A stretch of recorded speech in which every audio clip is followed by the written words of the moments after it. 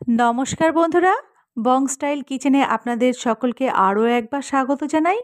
আজ আমি বানাবো সুজির পোয়া পিঠে। সুজির পোয়া পিঠে বানানো কিন্তু যতটা সহজ, খেতে কিন্তু ততখানি অসাধারণ। আর এই শীতের দিনে সুজির পোয়া পিঠে কিন্তু খুবই ভালো লাগবে। তাহলে এই সুজির পোয়া পিঠে আমি কিভাবে বানালাম সেটি আজ দেখে নেওয়া যাক। আসুন তাহলে শুরু করি।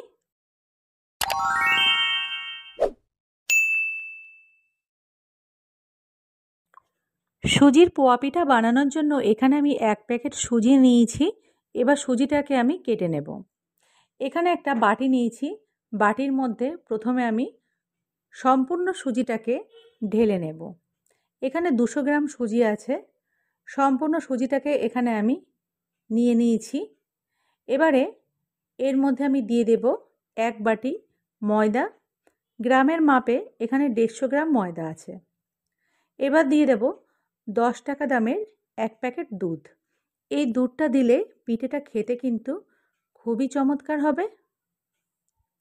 দিয়ে দেব স্বাদ অনুযায়ী সামান্য একটু নুন।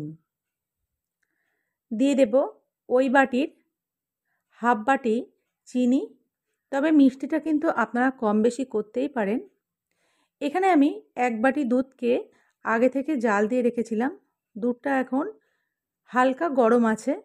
এই দুধটাকে অল্প অল্প করে ঢেলে একটা থকথকে ব্যাটার আমি প্রস্তুত করে নেব। সম্পূর্ণ দুধটাকে একবারে ঢালবো না, অল্প অল্প করে দুধ ঢেলে ব্যাটারটাকে আমি প্রস্তুত করে নেব। ব্যাটারটা কিন্তু এখানে আমি প্রস্তুত করে নিয়েছি। একটা হ্যান্ড উইক্সের সাহায্যে খুব ভালোভাবে মিশিয়ে নেব। দেখুন ব্যাটারটা কিন্তু এখানে প্রস্তুত হয়ে গেছে। এবার এটাকে আমি 15 মিনিটের জন্য ঢাকা দিয়ে রাখব। 15 মিনিট পরে ঢাকাটা খুলে দেব। দেখুন চিনিটা কিন্তু খুব ভালোভাবে মেল্ট হয়ে গেছে আর সুজিটা কিন্তু অনেক বেশি গাঢ় হয়ে গেছে। তাই জন্য এর ভিতরে সামান্য একটু দুধ দিয়ে দেব। এখন এর মধ্যে একটু দুধ দিয়ে ব্যাটারটাকে আমি একটু হালকা করে নেব। ব্যাটারটা কিন্তু দেখুন এই রকমই রাখতে হবে। খুব বেশি গাঢ় করবেন না, আবার খুব বেশি পাতলা করবেন না। ব্যাটারটা কিন্তু এইরকম মাঝারি ঘনত্বের রাখবেন। পিঠে বানানোর ব্যাটার কিন্তু প্রস্তুত হয়ে গেছে। এবার গ্যাসটা অন করে একটা কড়াই চাপিয়ে দিয়েছি। কড়াইয়ের মধ্যে আমি পর্যাপ্ত পরিমাণে রিফাইন তেল দিয়ে দিলাম। ছোট সাইজের একটা থালাকে প্রথমে আমি তেলের মধ্যে দিয়ে দেব। এইরকম একটা থালা ব্যবহার করলে প্রত্যেকটা পিঠা কিন্তু একই সাইজের হবে আর খুব ফুলকো হবে। এবারে থালাটা তেলের থেকে তুলে নিয়ে তার উপরে কিছুটা ব্যাটার দিয়ে সাবধানে আমি তেলের মধ্যে দিয়ে দিলাম।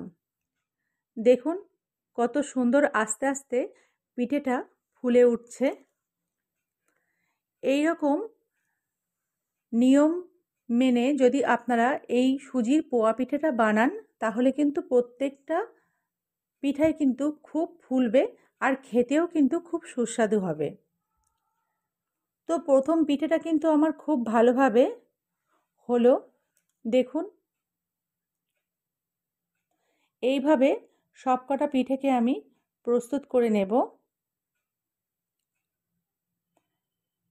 সুজির পোয়া পিঠা শীতে বানাবেন, দেখবেন খেতে কিন্তু চমৎকার লাগবে। একটা পিঠে এখানে হয়ে গেছে, আর একটা পিঠে বানিয়ে আপনাদেরকে দেখাচ্ছি।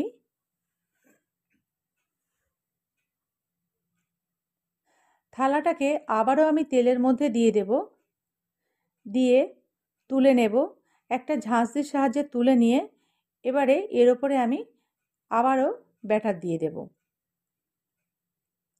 দিয়ে সাবধানে আমি তেলের মধ্যে দিয়ে দেব। এইভাবে ঝাঁঝরিটা দিয়ে ওপর থেকে একটু তেল দিয়ে দেবেন, তাহলে দেখবেন খুবই অনায়াসে পিঠেগুলো ফুলে উঠছে।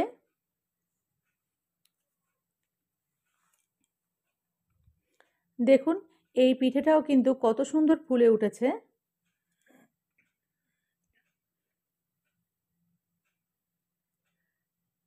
এইভাবে প্রত্যেকটা পিঠেকে তৈরি করে নেব। আশা করছি এই পোয়া পিঠেটা আপনাদের ভালো লাগছে।